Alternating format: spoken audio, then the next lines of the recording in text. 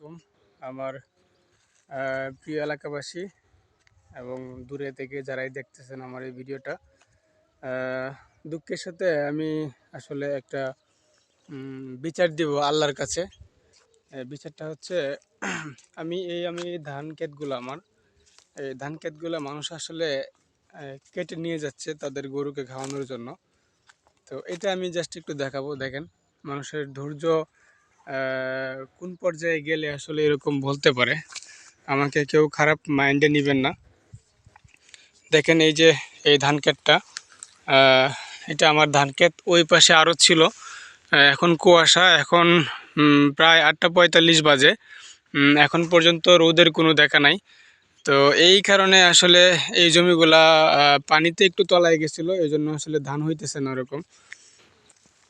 তো এর পাশে একটা জমি, এটাও আমাদের। তো ধান মাশাল্লাহ হয়েছিল অনেক ভালো।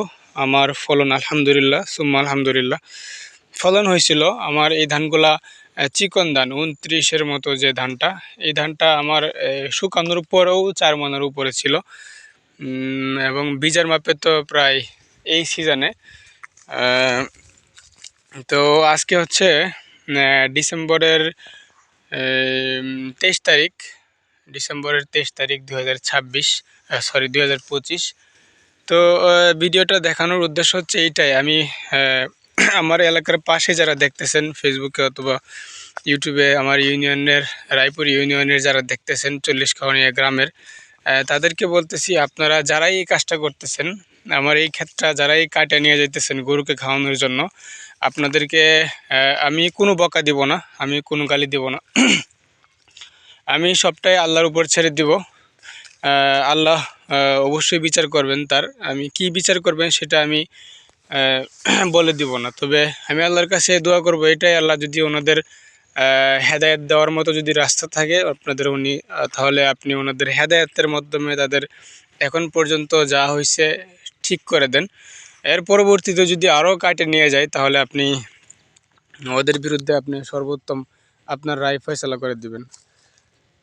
তো দেখেন, আমি যদি একটু সিম্পল হিসাব দিই, আমার এই 1 কাঠা জমিতে এই ধানগুলো কাটে নিয়ে গেছে এখান থেকে। এগুলো আমার 1 কাঠা জমিতে বা 8 শতাংশ জমিতে আমার প্রায় 400 টাকা,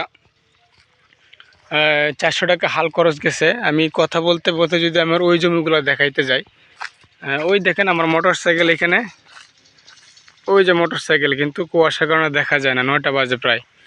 এই জন্য আসলে ধানগুলা এই বাড়তেছে না বা শুকাইতেছে না, এই পাকতেছে না। তো ওই যে ওই ক্ষেতগুলা, ওখানে প্রায় কাটা 1.5 কাঠা, অর্থাৎ প্রায় 8 শতাংশ জমি বা আরও বেশি হবে, এটা মানুষে কাটে নিয়ে গেছে। তো এটা আসলে করা কি উচিত? একজন, আমার যে ক্ষেতটা, আমার এই ক্ষেতটা তৈরি করতে, যেটা বলতেছিলাম, 8 শতাংশ জমিতে প্রায় 400 টাকার মতো হাল খরচ দেওয়া লাগছে। এই ক্ষেতগুলো কাটে নিয়ে গেছে এই যে মানুষে, দেখেন 400 টাকার মতো হাল খরচ গেছে। এরপরে 300 টাকা 400 টাকার মতো লাগানো খরচ গেছে, জ্বালা খরচ আছে, এরপরে হচ্ছে সার খরচ আছে, পানি সেচের খরচ আছে। দেখেন এগুলো কাটে নিয়ে গেছে, দেখেন। তো এই ক্ষেতটা কেটে নিয়ে গেছে সম্পূর্ণটা। তো ওই দিকেও কেটে নিয়ে গেছে, ওই পাশে ছিল ওই পাশেও কেটে নিয়ে গেছে। তো আমি বিচার দিতেছি আল্লাহর কাছে। ওই যে সূর্য দেখা যায় না, আল্লাহ বিচার করবেন। তো যেটা বলতেছিলাম,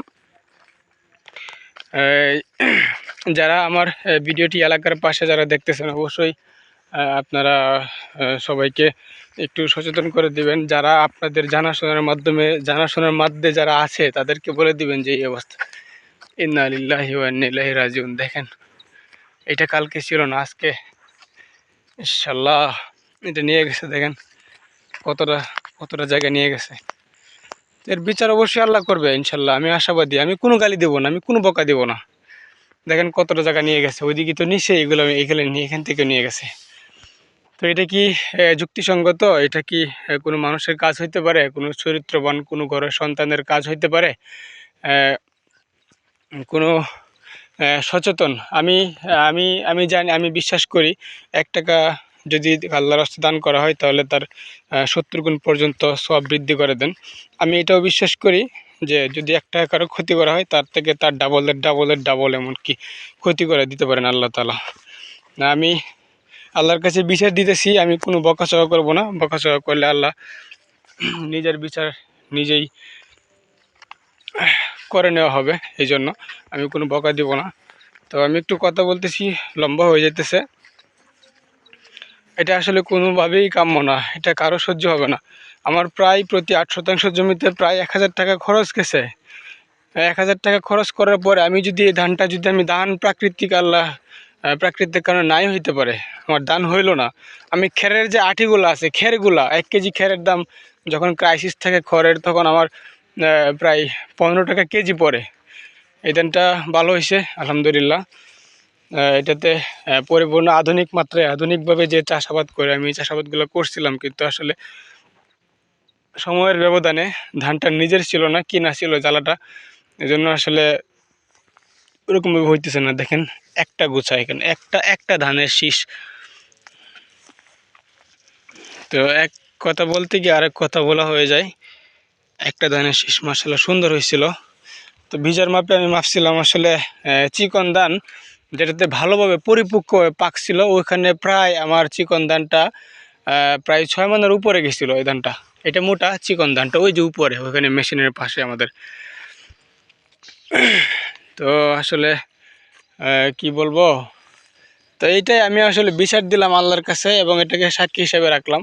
আমি আরেকটা বিষয় বলে রাখি, আমার বাড়ির পাশে আমার নিজের ও যেটা খড়ের দামটা বলতেছিলাম, খড়ের দামটা দেখেন 1 কেজি খড়ের দাম 15 টাকা। আমার যতটুকু জায়গা কাটি নিয়ে গেছে মানুষে, 1 কাঠা জমিতে প্রায় ধরেন প্রায় 2-3 হাজার টাকার খড় বিক্রি করতে পারতাম।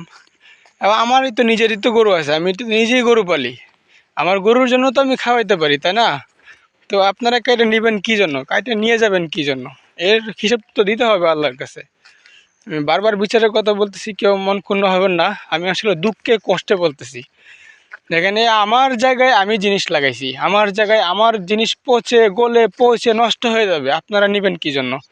বা যারা নিবে, যারা চোর তাদের বলতেছি, তারা নিবে কী জন্য? তারা কেন নিয়ে যাবে? আমার কষ্ট হয়েছে, এখানে লাগাইতে কষ্ট হয়েছে, দেখাশোনা করা লাগছে, কত কিছু কষ্ট হয়েছে আমার। আপনারা নিয়ে যাবেন কেন? এই দেখেন, এই যে ধানটা গাড়ি নিয়ে গেছে। হ্যাঁ, এটা কি কোনো মানুষের কাজ হইতে পারে? তো ধৈর্য সহকারে যারা ভিডিওটি দেখছেন তাদেরকে আসলে ধন্যবাদ। সবাই দোয়া করবেন যাতে হেদায়েত দান করে দেন আল্লাহ।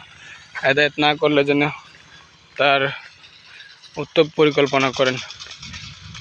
আমার আসলে খুব কষ্ট লাগতেছে, আসলে খুবই কষ্ট লাগতেছে। আমার নিজের গরুর জন্য আমি কাইটে নিতেছি না, আমার নিজের গরুর জন্য আমি ধৈর্য ধরে গতকালকে রাত্রে আমি আসছিলাম। গতকালকে রাত্রে 7টা বাজে আমি আসছিলাম। তো 7টা বাজে আইসা আমি যখন দেখি তখন দেখি কাটা ছিল। তো এত পাহারা দিয়ে কীভাবে রাখবে? তো ধন্যবাদ সকলকে, আমি বিচার দিয়ে দিতেছি আল্লাহর কাছে। এই যে এখন মানুষ এই যে গাড়ি দিয়ে খেয়ার নিতে আসছে। তো ধন্যবাদ সকলকে, আসসালামু আলাইকুম।